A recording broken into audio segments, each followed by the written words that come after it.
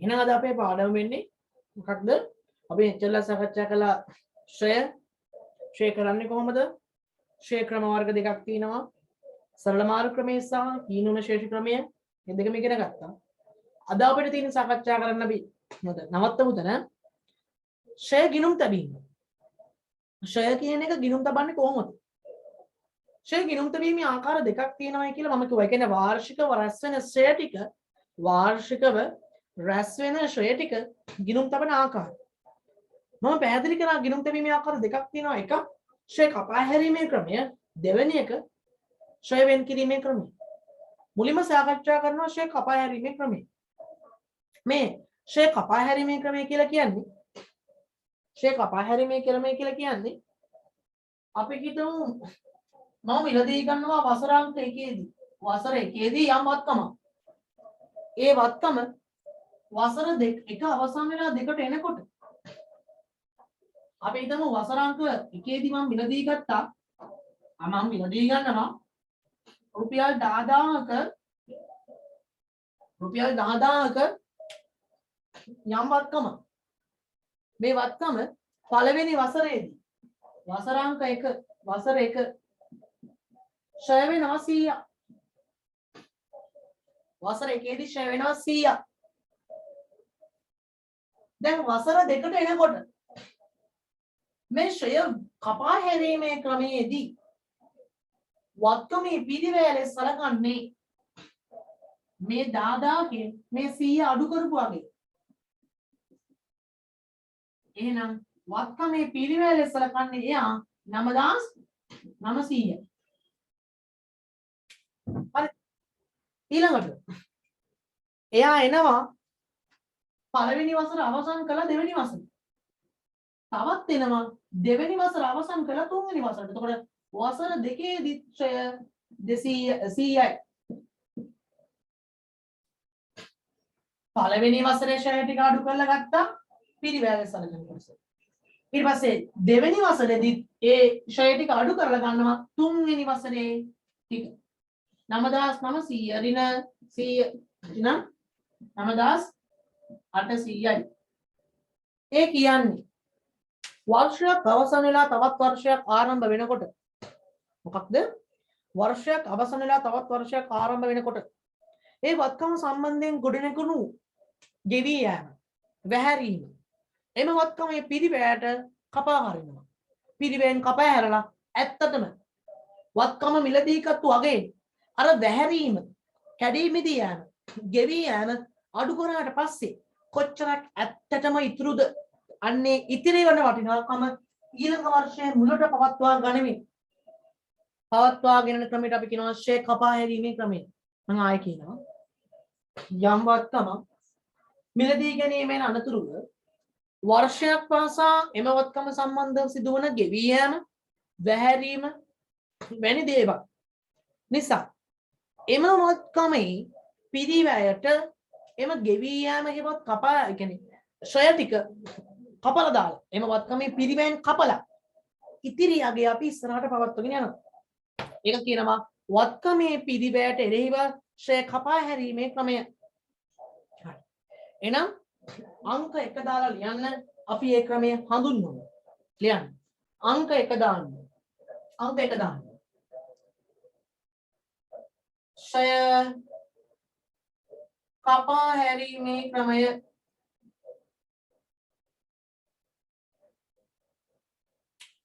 ශ්‍රය කපා හැරීමේ ක්‍රමය. ශ්‍රය කපා හැරීමේ ක්‍රමය. ශ්‍රය කපා හැරීමේ ක්‍රමය. අනුමාර්ථකවක් දාලා ලියන්න. මම පැහැදිලි කරපෙක ලියන්න. මෙහිදී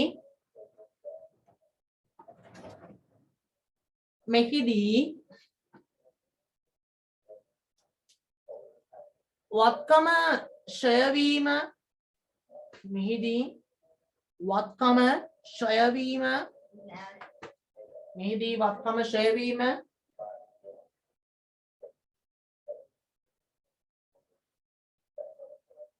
ඇලහිරක් ගෙවී යාම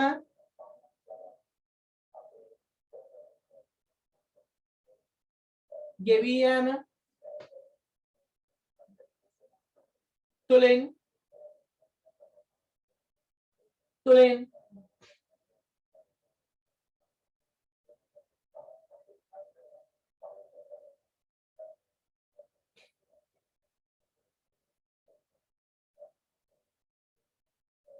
පැන නගින ශ්‍රය වියදම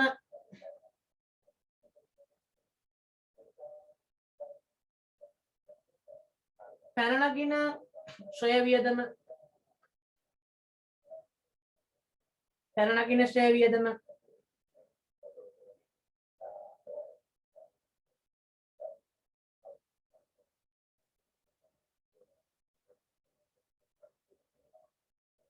පැන නගින ශ්‍රය වියදම වත්කමේ පිරිවැයට එරෙහිව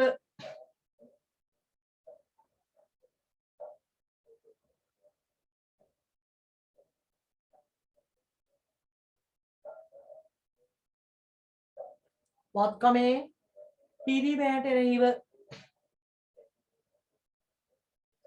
වත්කමේ පිරිවැයට එරෙහිව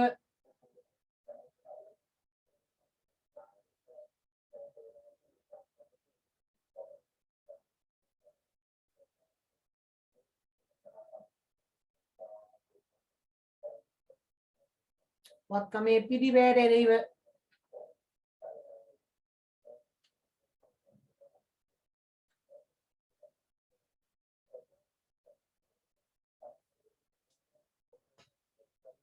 वर्षයක් පාසා वर्षයක් පාසා वर्षයක් පාසා वर्षයක් පාසා කපා හරිමින්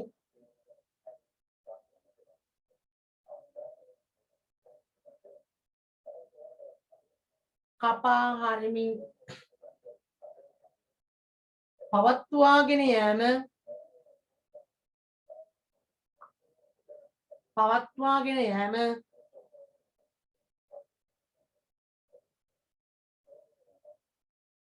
පවත්වාගෙන යෑම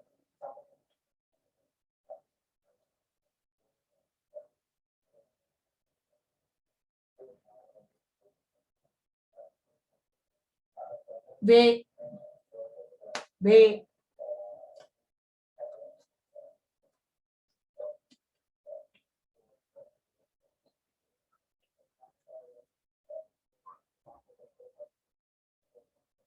ඊළඟ රූලේ එසේ ඇතිවන ශ්‍රය වියදම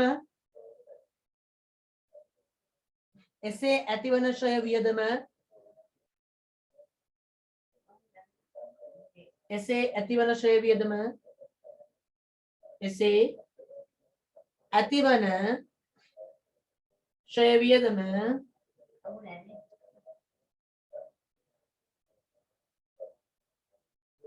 එසේ ඇතිවන ශ්‍රය වියදම එසේ ඇතිවන ශ්‍රය වියදම එසේ ඇතිවන ශ්‍රය වියදම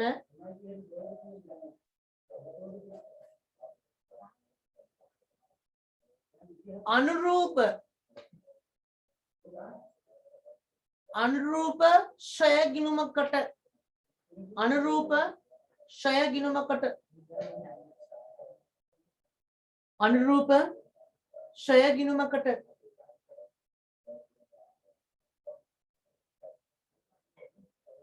අනුරූප ශ්‍රය ගිණුමකට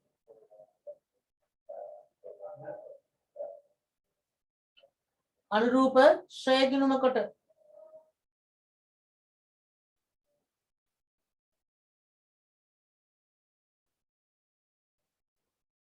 අනුරූප ශ්‍රය ගිණුමකට හර කරන අතර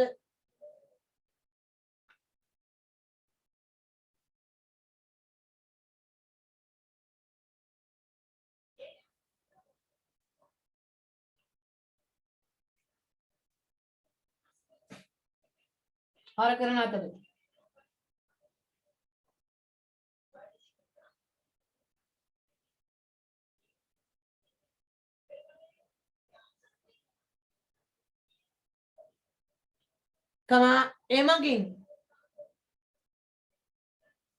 එමගින් සිදුවන වත්කමේ අඩුවීම. එමගින් සිදුවන වත්කමේ අඩුවීම. එමගින් සිදුවන වත්කමේ අඩුවීම.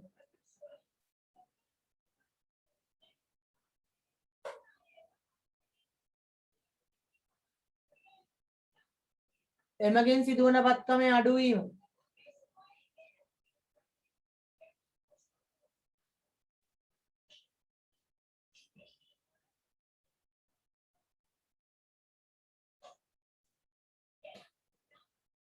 එමගින් සිදුවන වත්කමේ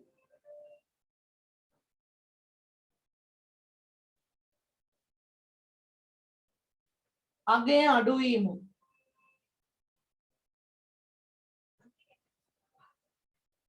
නියෝජනය කිරීම සඳහා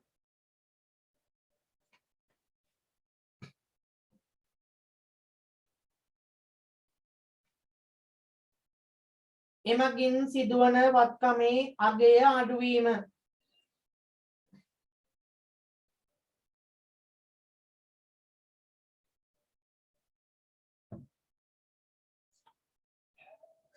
ආය මුලින්ම කියනවා මෙහිදී වත්කම ක්ෂය වීම තුලින් පැන නගින ක්ෂය වියදම පිරිවැයට එරෙහිව කපා හැරීම සිදු කරයි. එසේම එම ක්ෂය වියදම අනුරූප ක්ෂය ගිණුමකට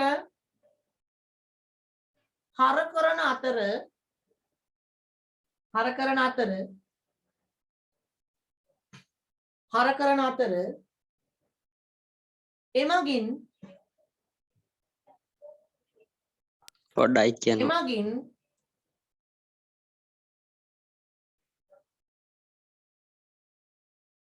සිදුවන වත්කමේ අගය අඩුවීම.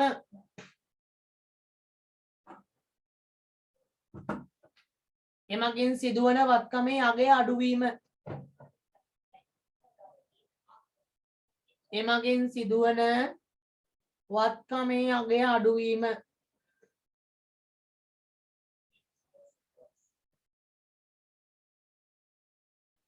එමගින් සිදුවන වත්කමේ අගය අඩුවීම.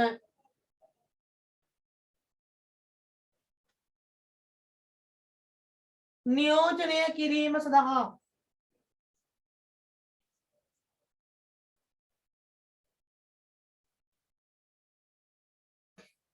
නියෝජනය කිරීම සඳහා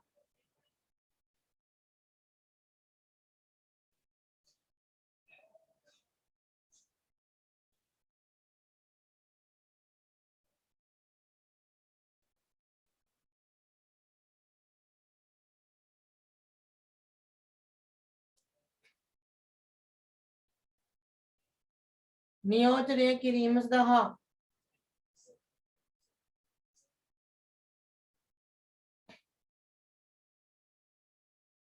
ඊට අදාළ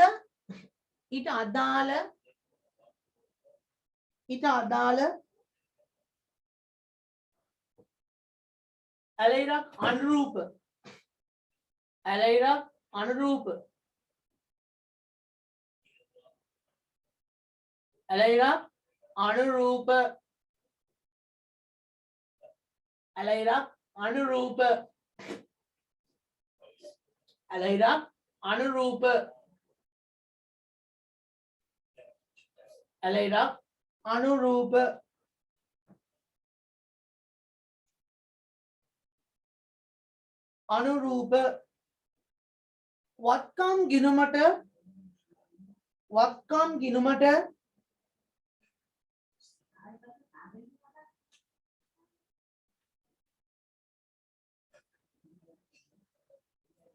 වත්කම්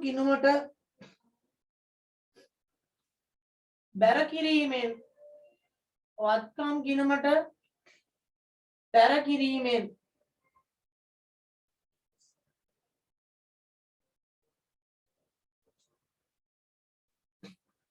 අනුරූප වත්කම් ගිණුමට බැර කිරීමෙන් තම් ඇලයිරක් කපා හැරීම සිදු කරයි.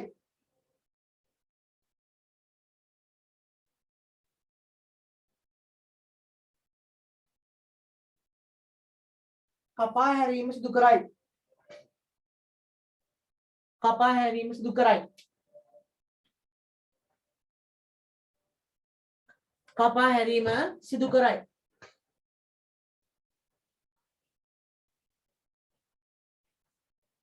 රුලක් කැරලා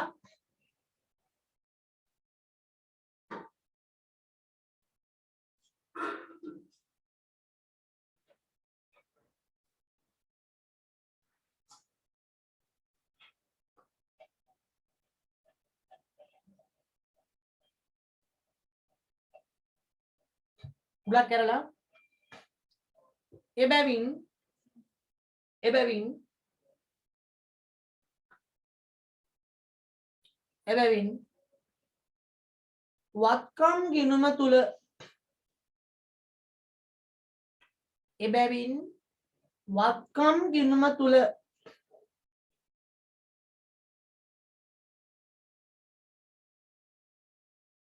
එබැවින් වත්කම් ගිණුම තුල සෑම විටම නියෝජනය වන්නේ සෑම විටම නියෝජනය වන්නේ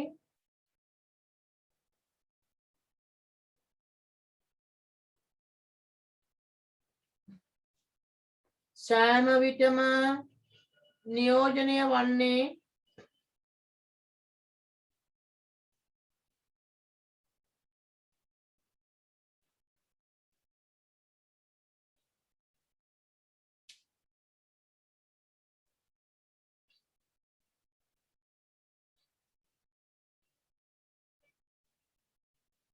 සෑම විටම නියෝජනය වන්නේ පිරිවැයෙන් පිරිවැයෙන් පිරිවැයෙන්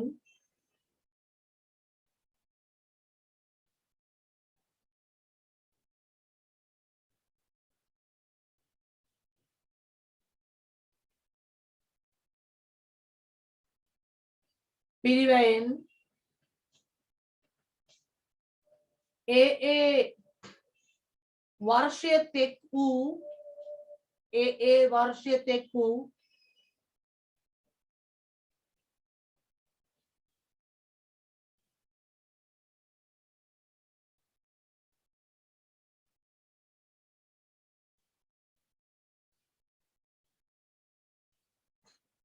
ඒ वर्षीय तेक वූ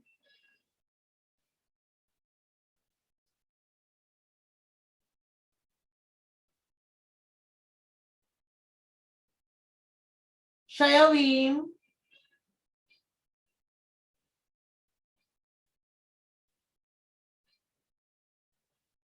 क्षयवीम අඩු කළාගේ හිවත් ක්ෂයවීම අඩු කළාගේ හිවත්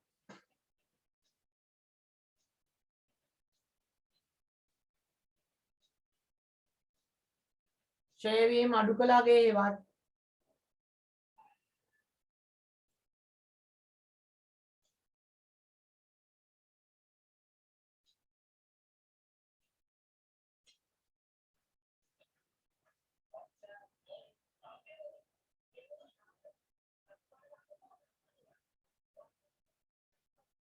ක්ෂය අඩු කළාගේ හිවත් දහරණ වටිනාකම වේ දහරණ වටිනාකම වේ ධාරණ වටිනාකම වේ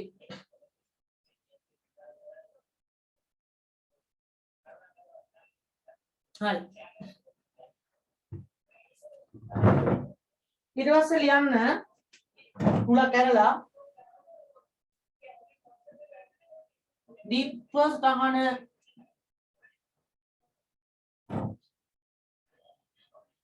අදාළ වත්කම්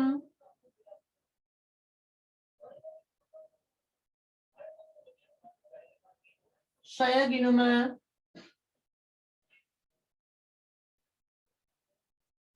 හර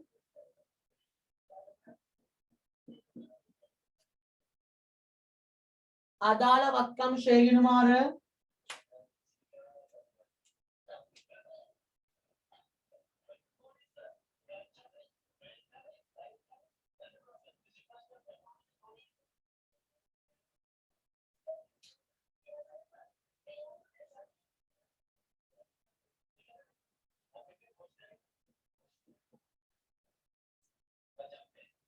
අදාළ වත්කම් ගිණුම බැර මේක දාලා මේක කොටු කරගන්න මේක කොටු කරගන්න මේක කොටු කරගන්න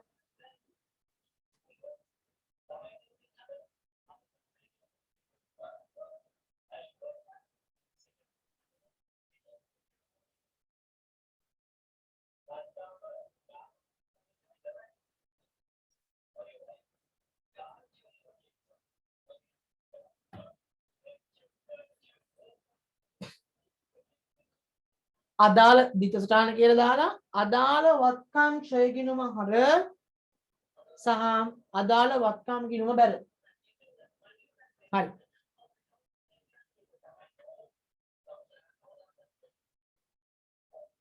හරි අපි ඒ ක්‍රමය පොඩ්ඩක් හඳුනා ගන්න පොඩි අනුරූප නැත්නම් හඳුන්වා දීමේ ගානක් කරමු.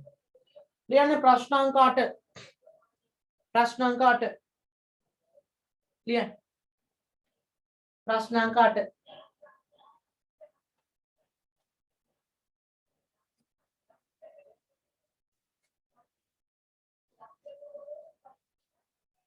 ලියන්න ප්‍රශ්නාංක 8 XY ව්‍යාපාරය විසින් XY ව්‍යාපාරය විසින්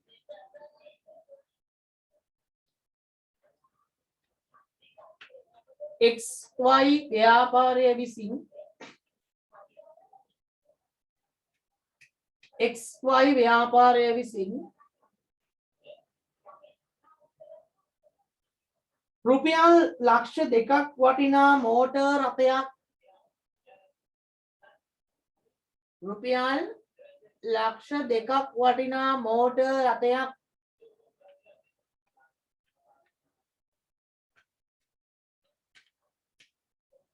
රුපියල් ලක්ෂ 2ක් වටිනා මෝටර් රථයක්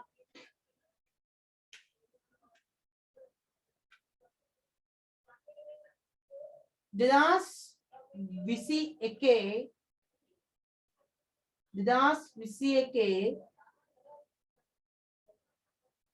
එකයි එක දින 2021 එකයි එක දින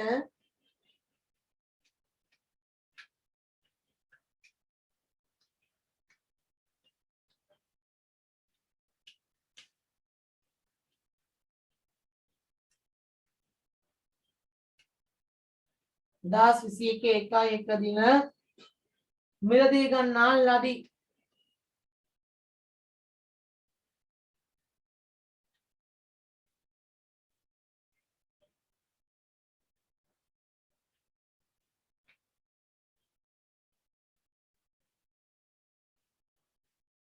මෙම වත්කම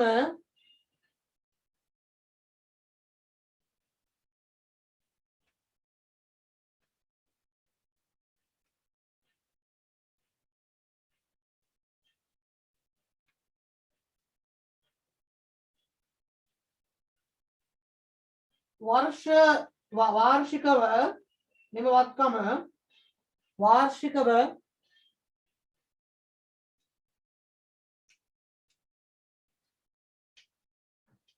මෙම වත්කම වාර්ෂිකව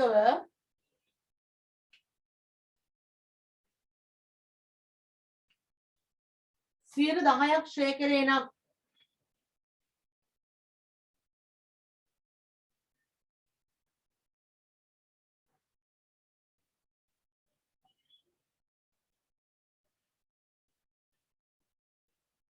वार्षिकව 10ක් ශ්‍රේ කෙරේ නම්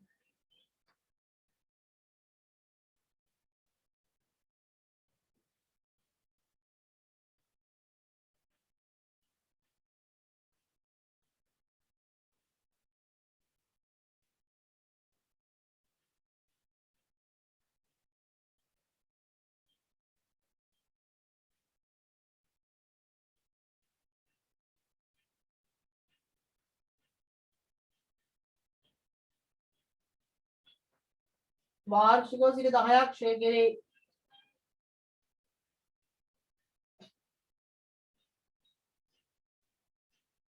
මේ වත්කම සරල මාර්ග ක්‍රමයට ක්ෂය කරයි. තවද මේ වත්කම සරල මාර්ග ක්‍රමයට ක්ෂය කරයි. තවද මේ වත්කම සරල මාර්ග ක්‍රමයට ක්ෂය කරයි. තවද මෙම වත්කම සරල මාර්ග ක්‍රමයට ක්ෂය කරයි.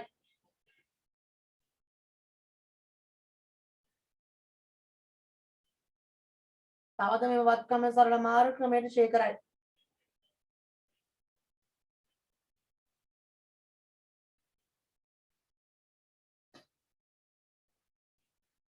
තවද මෙම වත්කම සරල මාර්ග ක්‍රමයට ක්ෂය කරයි.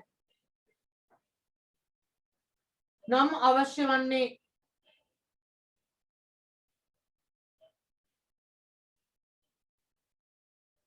නම් අවශ්‍ය වන්නේ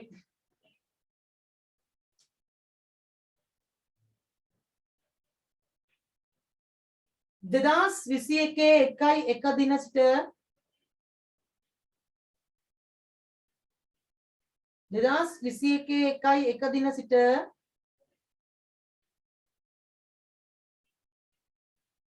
2021 1 දින සිට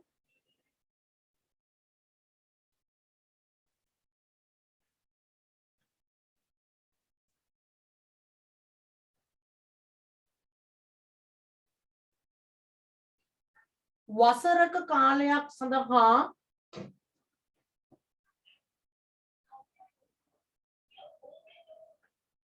ශ්‍රේ කපා හැරීමේ ක්‍රමයට අනුව ගිණුම් තැබීම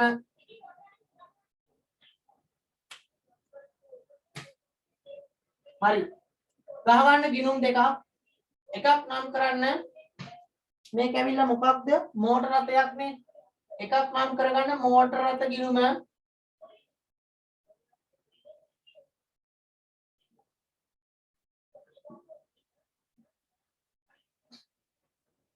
අනිත් එක නම් කරගන්න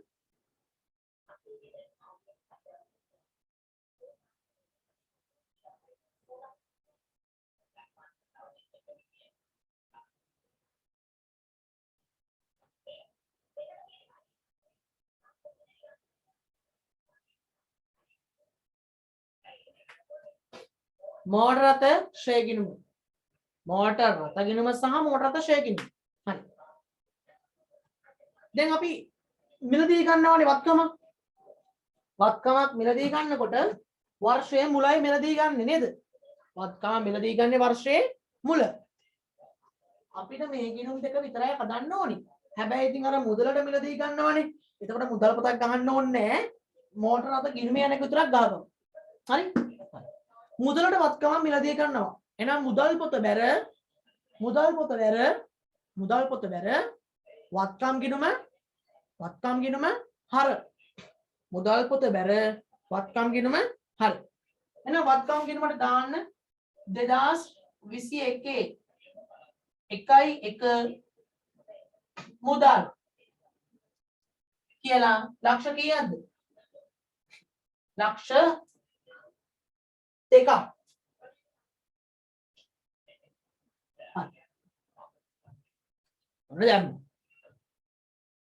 ඊළඟට මොන මම මිලදී ගත්තේ අද නම් කෙමෙන් දින සති මාස ගණන් ගිහිල්ලා වසරක් අවසන් වුණා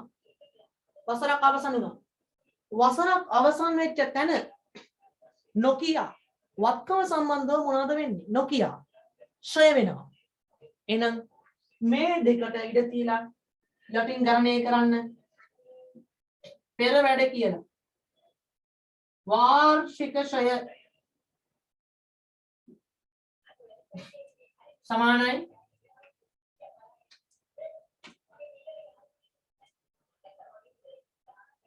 පිරිවැය වැඩි කිරීම ක්ෂය අනුපාතය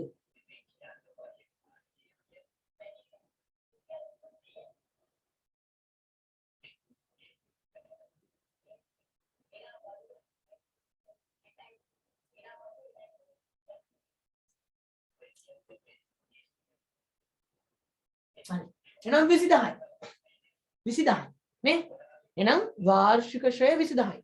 දැන් අර උගන්නපු දේවල් ප්‍රායෝගිකව භාවිත කරනවා. නම් ශ්‍රය 20000යි.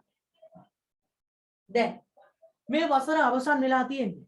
එහෙනම් වසර අවසන් වුණාට පස්සේ වසරේ මුල් සටහන එන්නේ මෙහෙම. මෙයා මුදල් කියලා හර වෙනවා. මුදලින් ගත්ත විතරයි.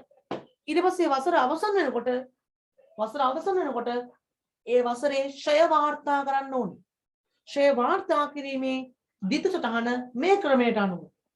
මේ ක්‍රමයට අනුව ශ්‍රය වාර්තා කිරීමේ දිතු සටහන යන්නේ වත්කම් ගිණුම හර ශ්‍රය ගිණුම හර වත්කම් ශ්‍රය ගිණුම හර වත්කම් ගිණුම බැර. වත්කම් ශ්‍රය ගිණුම හර වත්කම් ගිණුම බැර. එහෙනම් වත්කම් ශ්‍රය ගිණුමට හර කරන්න 2021 2021 12:31 වත්කම් ශ්‍රය ගිණුම ඒ වසරක් අවසානයේ තමයි ශ්‍රය වෙන්නේ. ඒ නිසා ඒ වසර අවසන් වෙනවා හර කරනවා මෝටර් රථ කියලා.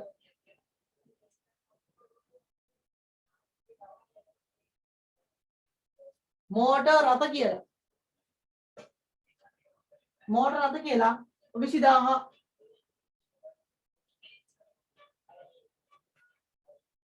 මෝටර් රථ ශ්‍රය ගිණුම හර මෝටර් රථ ගිණුම බැර.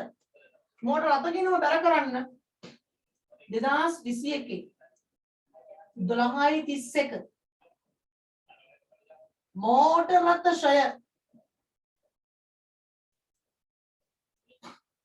මෝටර් රථ ශ්‍රය කියලා 20000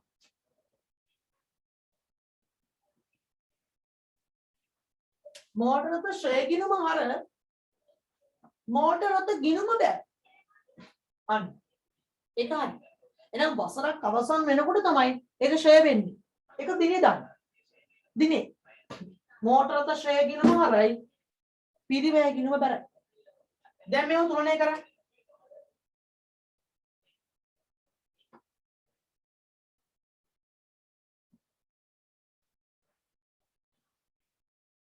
හරි. මුලින්ම පිරිවැය ගිණුම තුලනය කරන්න. වැඩි පැත්තේ එකතුව ගත්තා. අඩු පැත්තට ගෙනිච්චා. අඩු පැත්තේ වෙනස 1,80,000යි. අන්න වත්කමක පිරිවැයට එරෙහිව එහි ශ්‍රය ඒ වර්ෂයේ අවසානයේ කපා හැරීමෙන් පසු ඉතිරි වන අගය ඒක ලියන්න 2021 12:31 ශේෂයපගේ එනම් මේ වසරේ ශේෂයපගේ ඊළඟ වර්ෂයට 2022 1.1 ශේෂය ඊගේ 1,80,000යි. 1,80,000යි. පිරිවැයට එරෙහිව ඒ වර්ෂයේ ශ්‍රය කපා හැරීමේ ක්‍රමය. පිරිවැයට එරෙහිව කපා හැරියට පස්සේ ඉතිරි වන අගය 1,80,000. අපි ඒක සලකන්නේ ධාරණගය කියලා. මේකෙදී ආවේ ශේෂයපගේ ඊගේ. ඊට පස්සේ වර්ෂයක් පාසා වන ශ්‍රය ටික අපි ආදායම් ප්‍රකාශයට යවනවා. ආදායම් ප්‍රකාශය. නේද මේකෙන් ඉගෙන ගන්න 20000 මේ පැත්තේ වෙනස 20000 එක ලියන්න අප්‍ර ආදායම් ප්‍රකාශය. අප්‍ර ආදායම් ප්‍රකාශය. බලන්න වර්ෂයකට ගිණුම් තියන්න කිව්වා. ඒ වර්ෂයේ මුල එක මුදල්. ඒ කියන්නේ මම වත්කම මිලදී ගත්තා. මුදල් ගිණුමක් ගන්න ඕනේ නැහැ. හරකලා ඒ වර්ෂය අවසන් වුණා. අවසන් වෙනකොට ශ්‍රය කරන්න ඕනි. ශ්‍රය කරා 200,000. ඒක මෝටර් රථ ගිණුම මෝටර් රථ ශ්‍රය ගිණුම හර මෝටර් රථ ගිණුම බැර. මෝටර් රථ ශ්‍රය ගිණුම හර මෝටර් රථ ගිණුම බැර. ශ්‍රය කියන්නේ වියදමක් නිසා මෝටර් රථ ශ්‍රය ගිණුම හරයි. ඒක වත්කමේ පිරිවැයට එරෙහිව කපා හරින්න ඕන නිසා වත්කම් ගිණුමට බැරයි. එහෙනම් වත්කමේ පිරිවැයට එරෙහිව කපා හැරීමෙන් අනුතුරුව ඉතුරු වෙනවා 1,80,000. අන්න 1,80,000. ඒක ගෙනියනවා ඉදිරියට. එතකොට ඊළඟ වසරේ ඡය වෙනවා. ඒක කපා හැරලා ඊළඟ වසරේ ගෙනියනවා. ඊළඟ වසරෙත් එහෙම වෙනවා. ඒක කපා හැරලා ඊළඟ වසරේට ගෙනියනවා. ඒ වගේම මේ වර්ෂයක් පාසා ඇතිවන ඡය ටික අපි මාරු කරනවා ආදායම් ප්‍රකාශයට. වර්ෂයක් පාසා ඇතිවන ඡය ටික මාරු කරනවා වියදමක් නිසා ආදායම් ප්‍රකාශයට. හරිද? අන්න එහෙනම් ඔය වගේ ඡය වාර්තා කිරීමේ පිරිබෑට එරෙහිව ඡය කපා හැරීමේ ක්‍රමයට තමයි අපි කියන්නේ ඡය කපා හැරීමේ ක්‍රමය. එහෙනම් මෙන්න උදාහරණ අංකය නැත්නම් ප්‍රශ්න අංකය කෙනේ නිර්මාණාත්මක ගාන බලන්න මේක තේරුණාද කියලා ඔයාලට?